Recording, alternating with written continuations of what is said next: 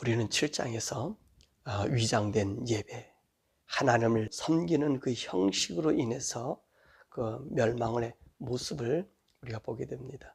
8장은 이들의 이 불신앙으로 인한 그들의 참혹한 멸망과 이 선지자 눈물로 통곡하는 그 말씀이 오늘 8장에 있는 말씀입니다.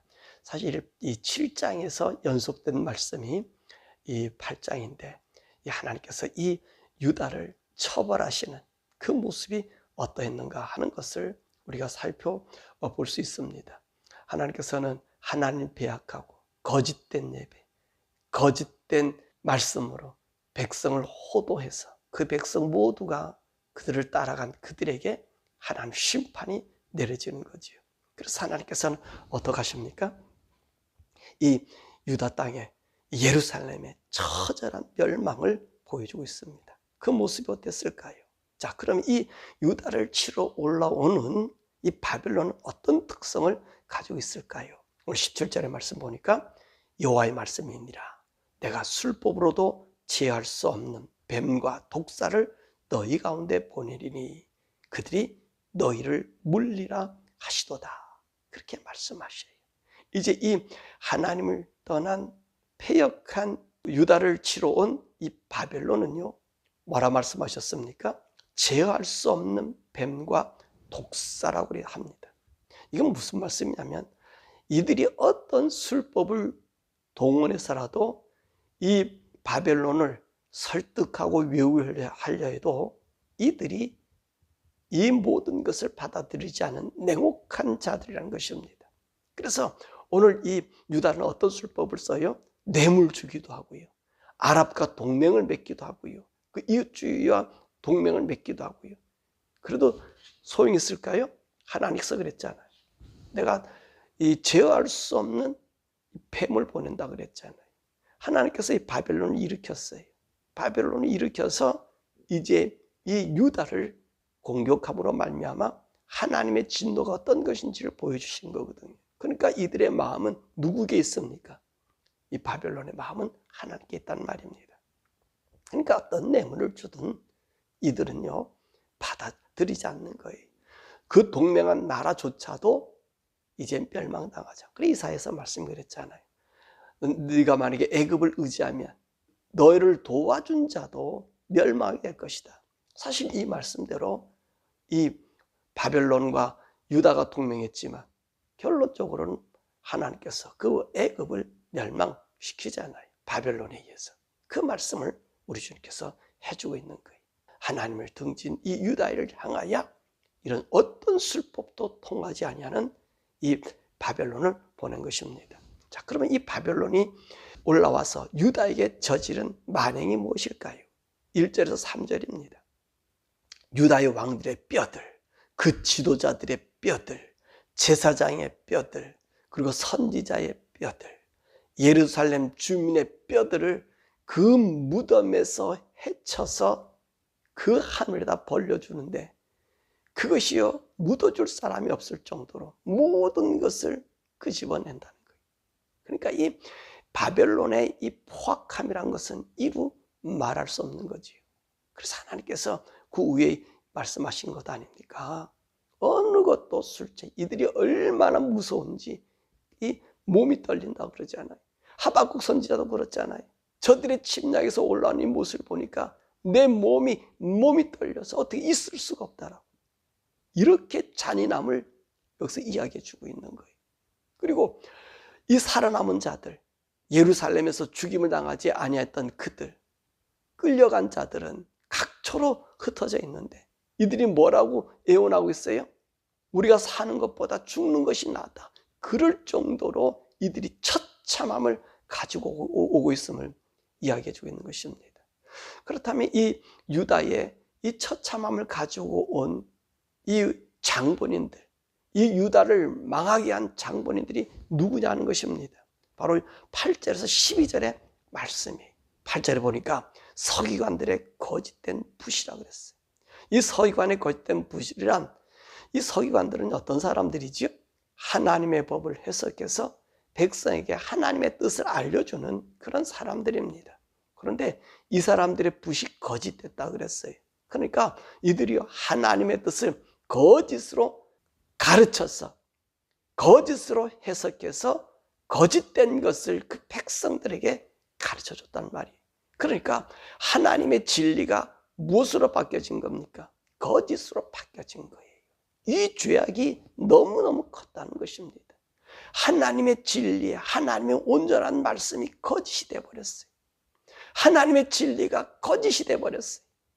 그리고 반대로 뭐가 생긴 것입니까? 거짓이 진리로 바꿔졌다는 것입니다.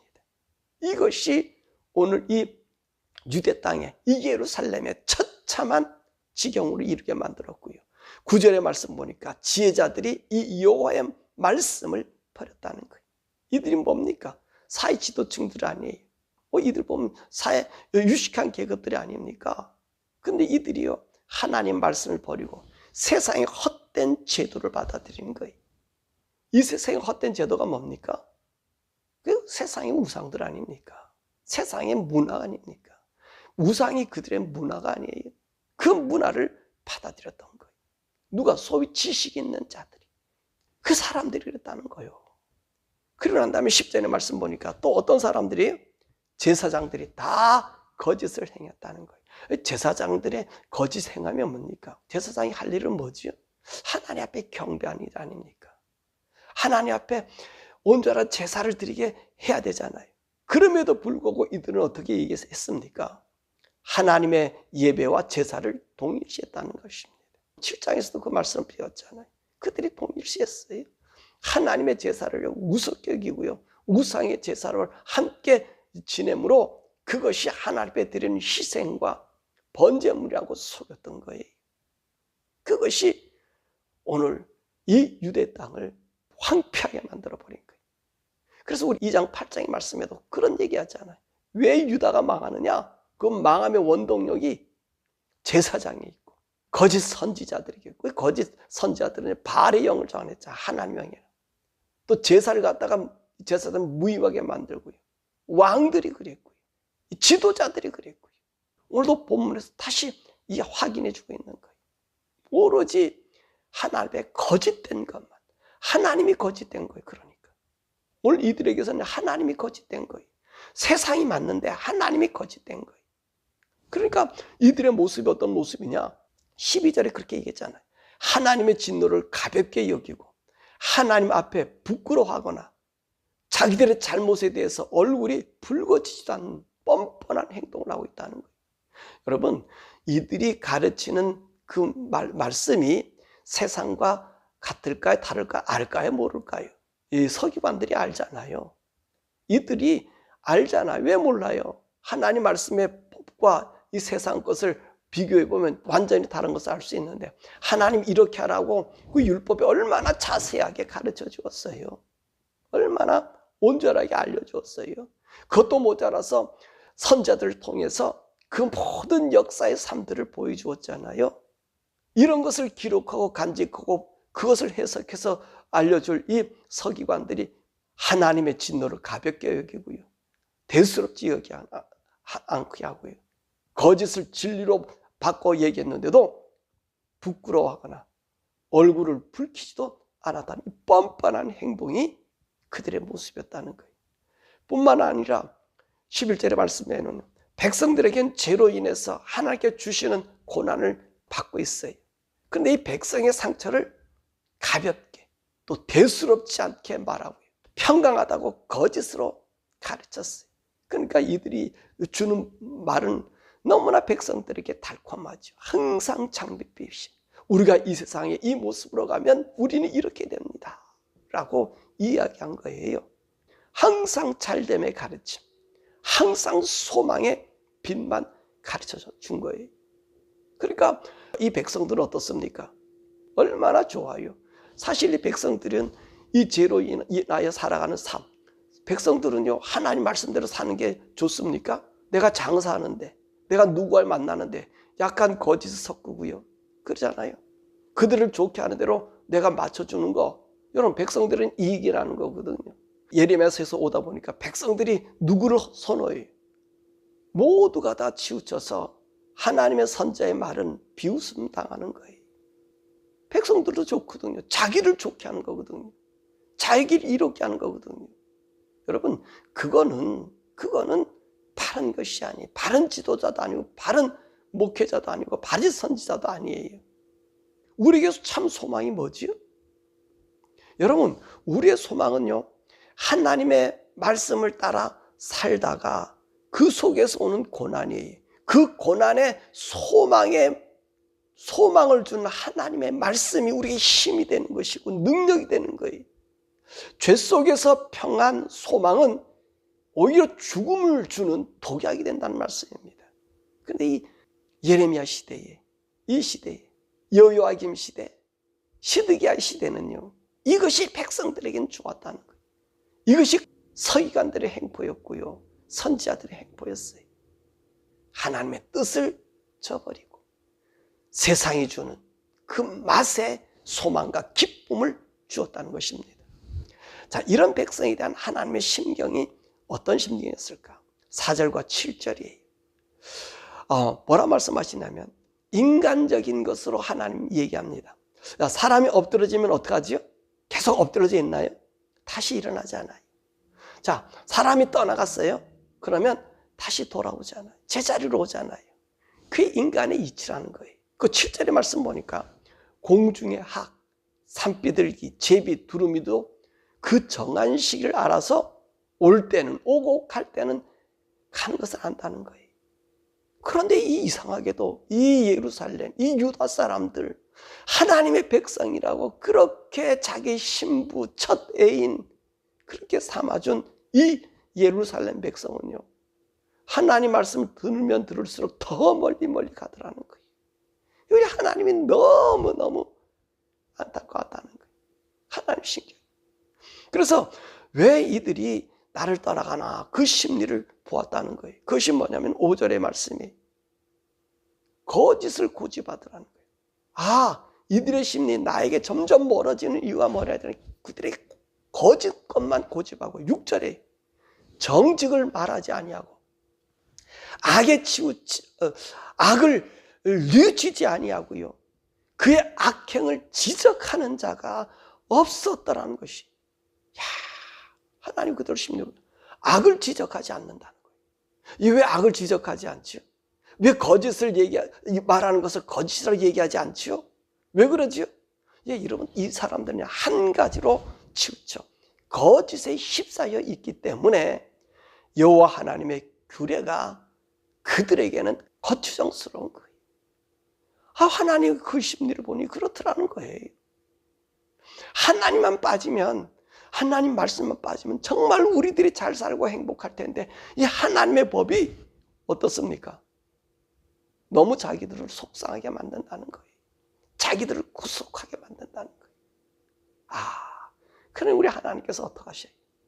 이 친구들은 엎드려져도 인간의 본성이라면 일어나는 텐데 내가 하나님 말씀의 법을 주니 이것이 자기들을 더 엎드려서 죽이게 하는 그 모습인 것이라고 그들의 심리가 나타났다는 거지요. 그래서 우리 하나님께서는 이 패역한 무리들에게 벌을 내리십니다. 그래서 13절에 16절에 하나님 주신 모든 소산을 거두신다. 무슨 말씀이? 유대 땅에다가 하나님이 심겨놓으셨잖아요. 포도나무, 무화과를 심어놨잖아요. 그게 무슨 말이죠? 내가 너를 선택해서 이 땅을 주었다는 거예요. 그런데 이 땅의 소산을 거둬버린다는 거예요. 다시 말하면 이 땅에서 쫓아내버린다는 거예요. 그래서 하나님께서 바벨론으로 그리고 열국으로 흩어주었잖아요. 그리고 14절에 자구책을 마련하여 노력해도요, 아무런 소용이 없어요. 우리가 모이자, 우리가 한번 힘을 내보자, 이런 모든 것들이 아무 소용이 없는 거예요. 15절 거짓된 소망, 평강의 노래가 오히려 심판을 불러오게 만들었다는 거예요. 그래서 16절에 이 포악한 바벨론 군대가 이곳에 날뛰도록 하나님께서 벌을 내리셨다는 것입니다. 여러분, 우리가 이걸 아셔야 되는 거예요. 우리가 그걸 아셔야 돼요. 우리가 하나님이요 벌을 내리실 때는요 무자비하고요, 어느 누구도 돌이킬 수 없어요. 왜냐하면 하나님이 벌을 내리는 그들도 그 하나님의 그 손에서, 그 주권에서 움직이기 때문에 그렇다는 것입니다. 그러니까 거짓된 소망, 거짓된 평강, 이 노래요 부르면 안 돼요. 우리의 가장 복된 것은 나를 하나님의 말씀에 복. 오늘도 그랬잖아요. 이 무리가 어디가 없어요? 내 규례가 없어져 버렸더라는 거잖아요. 하나님 이들을 자세히 살펴보니까 뭐가 없어요? 하나님의 규례를 싹 빼놓고 지들끼리 잔치만 벌이고 있더래요. 하나님 미워하는 죄악으로만 잔치하고 있더라는 거죠. 그러니까 하나님이 이 벌을 내리신다는 거예요. 아하. 이 말을 전하는 자가 누구지요? 바로 예레미야예요. 이 예레미야가 고통스러워하잖아요. 이 운명이 이렇게 오잖아요. 하나님께서도 우리 6장에서도 그러고 7장에서 그러잖아요. 너희가 이런 죄악이 있지만 이 죄악을 돌이키면 내가 너 남겨줄 거야. 7장의 그 첫 번째 서두가 그게 아니에요. 너희들이 이런 죄악이 있었어. 이런 악이 있었어. 포악이 있었어. 그래. 너희들이 돌아오면 내가 너희들을 구해줄 거야. 지금 예레미야는요. 이 고통하는 거예요. 왜? 하나님께서 그에게 전해주라고. 그 영을 주고 이 백성들에게 이야기했잖아요. 그래서 앞으로 그 앞일이 있잖아요. 근데 이 백성들이 돌아오지 않잖아요. 그러니까 오늘요 이 예레미야가 얼마나 통곡하겠어요. 그 18절에서 22절의 말씀이거든요. 마음의 근심으로 자기 마음에 병이 들었다는 거예요. 왜? 하나님의 진노의 칼이 그렇게 내려오고 있는데 이들은 돌아오지 않아요. 19절과 21절 말씀 보니까 먼 나라로 팔려간 백성의 고통 소리가 가슴 저려오고요. 20절 죄악을 씻어 용서를 구했어도 죄의 보상의 기간이 오래다는 거예요. 포도를 다 걷어갔잖아요. 추수 때가 되었고 여름이 되어도 어떤 일이 생겨요? 회복이 안 된다는 거예요. 그러니까 시간이 됐는데, 시간이 지났는데 좀 돌아오게 하셔야 되는데 하나님이 이 사람들, 이 잡혀간 사람들, 살아있는 사람들이 죽기를 구하는 그 백성들의 고통의 소리가 오늘 누구에게 들어오고 있어요? 지금 이 예레미야에게 들어오고 있다는 거예요. 그러면서 생각해봐. 22절에 길앗에 명의가 있고 길앗에 그 명약이 있어도 치료할 수 없었다. 이건 무슨 말이죠? 인간은 도저히 그렇죠. 하나님 내리는 벌은요 인간이 치료할 수가 없어요. 엘리가 그랬잖아요. 자기 아들들에게 사람이 사람에게 범죄하면 그래도 하나님께서 봐줄 수가 있지만 하나님 앞에 죄를 저지르면 누가 너희들을 보살펴 줄 수 있는 거예요. 그 얘기하고 있는 거예요. 길앗에 명의가 있고 거기에 명약이 있어도 하나님 앞에는요 고쳐질 수가 없는 거예요. 예레미야 5장에서 말씀했는가요? 너희들이 잿물로 너희를 씻어봐라. 그것이 실적이었는 거예요. 하나님은요 하나님 앞에 와야 된다는 것입니다. 그래서 19절에 여호와 하나님을 무시하고 하나님 등진 그들에게 그들이 조각한 신상 이방의 헛된 풍물을 추종하다가 하나님 앞에 경람을 받게 되었다는 것입니다. 그러므로 이 여호와 하나님의 분노 앞에 어찌 감당할 수 있으랴? 이 예레미야 선지자가 통곡하고 있는 거예요. 통곡하고 있어요. 예레미야 선지자의 통곡을요 그 시대 사람들은 비웃었습니다. 조롱했어요. 오히려 저들이 우리의 평화와 우리의 안전과 우리의 소망을 짓밟는 자라고 두드려 패고 웅덩이다 집어넣었어요. 그런데 그 날을 당하니 그 선지자의 말이 어떻습니까? 빠져버리니 그들은 후회할 수 없는 이방의 방랑의 길과 그리고 죽음이 그들에게 왔다는 것입니다. 그렇다면 오늘 이 교훈은 우리들에게 오늘날 어떤 교훈을 우리에게 줄 수 있을까요? 여러분의 다니는 교회, 여러분이 알고 있는 목회자, 여러분들이 지금 지향하고 있는 그 모든 모습, 혹시 이들의 모습과 같지는 않나요? 멸망당하는 예루살렘의 그 모습과 같지 않습니까? 정말 지금이 죄를 죄라고 지적하는 목회자도 있나요? 저도요 죄를 죄라고요 사람 앞에 잘 지적을 못해. 부끄러운 일이지만 그들이 심기가 상할까 봐, 속상해할까 봐, 그들과 대화가 끊길까 봐. 여러분 이거는 죄악 중에 죄악이에요. 죄를 죄라고 얘기하지 않은 목회자는요 목회자가 아니에요. 목회자를 왜 세웠어요? 죄를 지적하라고 목회자를 세운 거예요. 죄가 떠나야 하나님 만나기 때문에 죄를 죄라고 얘기해야만이 참 목회자란 말입니다. 근데 그러시잖아요. 그런 자들 만나면 껄끄럽잖아요. 그죠? 저도요, 우리 모임에서 껄끄러운 사람 중에 하나예요. 이것은 아닙니다라고 얘기하니 껄끄러워요. 저들이 평화를 깬 것 같아요. 그러다 보니 저도요, 그런 얘기를 자꾸 이게 아니고 이거 아니고 얘기하면요, 저들이 껄끄러우니까 자꾸 입을 막게 돼요. 아니거든요. 용기가 있어야 되거든요. 저도 용기가 없어서 잘 못해요. 근데 죄를 죄라고 얘기해야 돼요.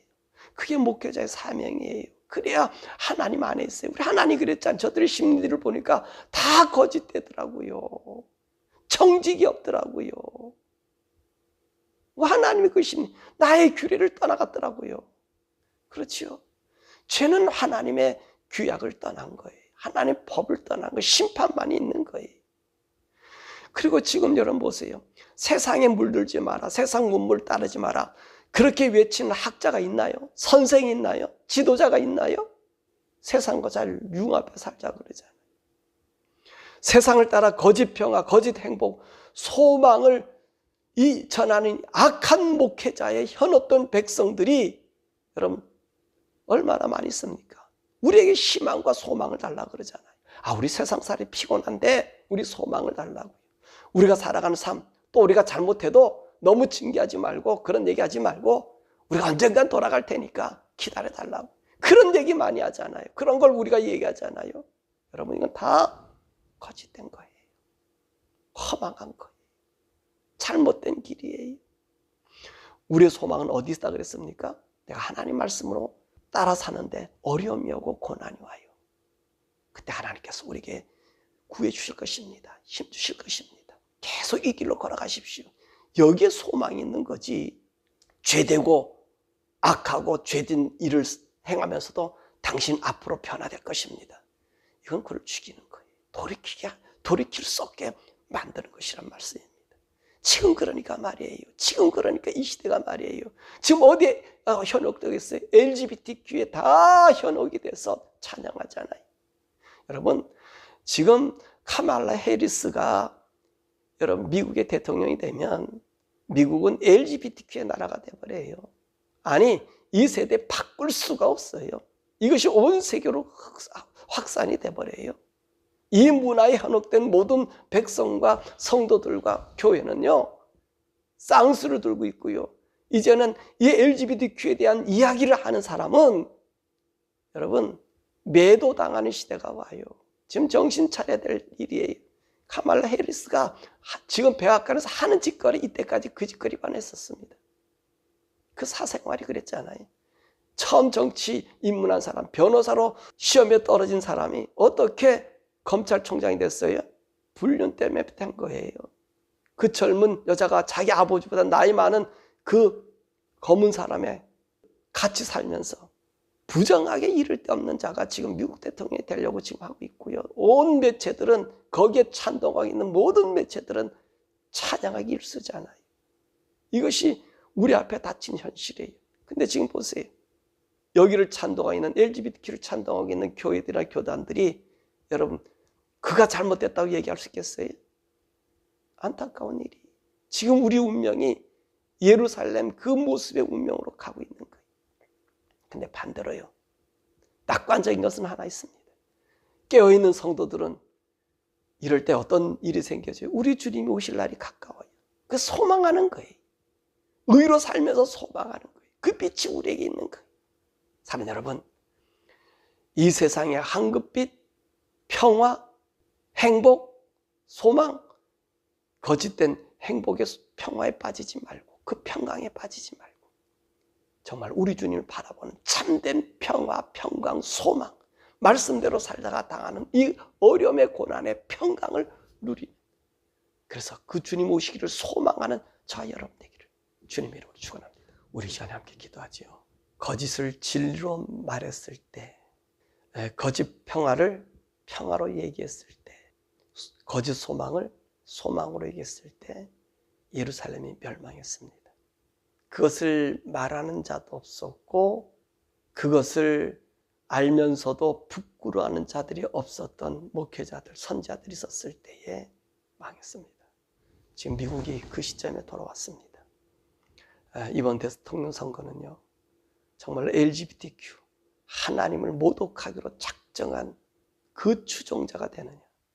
그렇게 되면 이 미국과 온 세계는 그 추종자가 될 거예요. 거기에는 우리의 참 소망과 행복이 없지요. 하나님, 이 미국을 사랑하시면 이번 선거에서 그래도 하나님의 뜻을 조금이라도 이해할 수 있는 사람이 되게 해달라고 이 미국에서 기도하시고요. 단 하나는 이 어려운 환경에 하나님, 우리의 참 소망은 주님이 오심입니다. 주님이 재림이십니다. 만약에 하나님이 버려서 예루살렘처럼 버려서 정말로 우리 주님 오시는 날을 준비하게 하신다면 우리가 그 준비하는 준비자가 될 수 있는 참 믿음의 사람, 하나님 말씀을 품는 그런 하나님의 사람들 되게 해달라고 우리 주여 부르고 함께 기도하죠.